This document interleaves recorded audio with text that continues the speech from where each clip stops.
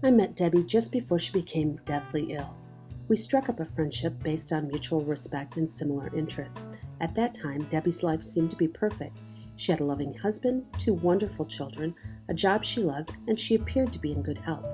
What Debbie didn't know was that an infection from a previous routine surgery was wreaking havoc in her body, and her life was about to change drastically.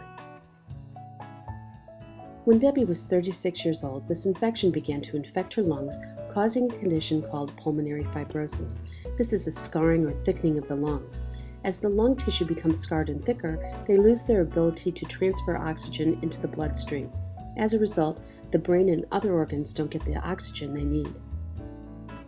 Debbie became sicker and sicker over a short period of time. Her family and friends had to watch as Debbie weakened, was unable to work, couldn't participate in her children's activities, and required a continuous supply of oxygen. Debbie felt like she wasn't being a good mother and was scared. Eventually, because her body was wearing itself out just trying to breathe every day, she was placed on a ventilator and in a drug-induced coma so her body could rest and heal. Unfortunately, this was only a temporary fix, and within a few months she was placed in the hospital on a more permanent ventilator and was told that her only option for survival was a lung transplant.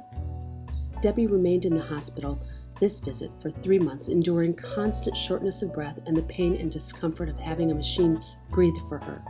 Because she was on a ventilator, she was unable to speak during those long months in the hospital and sometimes even too weak to write a message to her loved ones. There were some good days for Debbie, and she and the staff at the hospital worked hard to wean her off the ventilator and send her home with the goal of just surviving until a set of lungs became available. Emotionally, this was a struggle for Debbie. There were days when just the thought of trying to breathe through another day was almost too much. There were days where all she could think of was whether or not she would see her children graduate from high school. There were days that she felt like giving up, knowing how much pain and suffering she was putting her entire family through. But Debbie persevered. On Easter Sunday, 1996, while in the hospital yet again, Debbie was notified that a pair of lungs had become available for her. After 11 months and 4 days on the transplant waiting list, Debbie underwent a double lung transplant. Debbie's life after a double lung transplant has been wonderful, but also tough. Debbie has to be constantly vigilant about her health.